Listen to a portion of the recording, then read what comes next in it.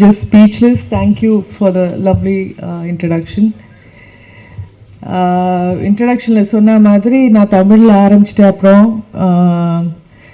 அவ்வளோ சக்ஸஸ்ஃபுல்லாக இல்லாமல் அப்புறம் தெலுங்கில் போய் நடிக்க ஆரம்பிச்சிட்டு இருந்தேன். அந்த டைம் தான் எனக்கு கேப்டன் பிரபாகர் வாய்ப்பு வந்தது.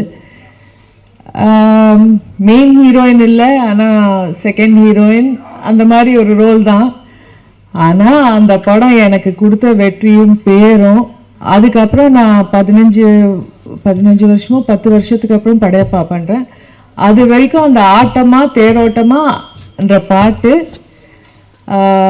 இப்போ வரைக்கும் எங்கே போனாலும் எந்த ஃபங்க்ஷன் போனாலும் ஒரு ஒரு ஒரு ஃபேடே ஆகாத அதே பாப்புலாரிட்டி. ரிலீஸ் ஆன அப்புறம் அந்த சாங்க்கு எவ்வளோ ஒரு பேரும் புகழும் வந்ததோ அது இப்போ வரைக்கும் அந்த பாட்டுக்கு இருக்குது, எனக்கும் இருக்குது. அண்ட் நிறைய ரசிகர்கள் அந்த பாட்டு பார்த்து எனக்கு ரசிகர்கள் ஆனவர்களும் இருக்காங்க. அந்த வாய்ப்பை எனக்கு கொடுத்த செல்வமணி சாருக்கும் கேப்டன் இன்னைக்கு I miss him the most today. இன்னைக்கு அவர் இருந்திருந்தால் ரொம்ப ரொம்ப சந்தோஷமாக இருந்திருக்கும். அவர் எங்கே இருந்தாலும் இந்த படம் திருப்பி ரிலீஸ் ஆகி ஃபஸ்ட் டைம் ரிலீஸ் ஆனால் அப்போ எவ்வளோ வெற்றி பெற்றதோ அதை விட டபுள் மடங்கு வெற்றி பெற அவர் மேலேருந்து வாழ்த்துவார்ன்ற நம்பிக்கை எனக்கு இருக்குது. And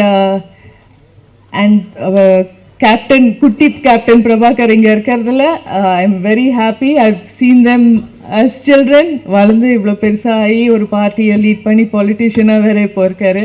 all the best you.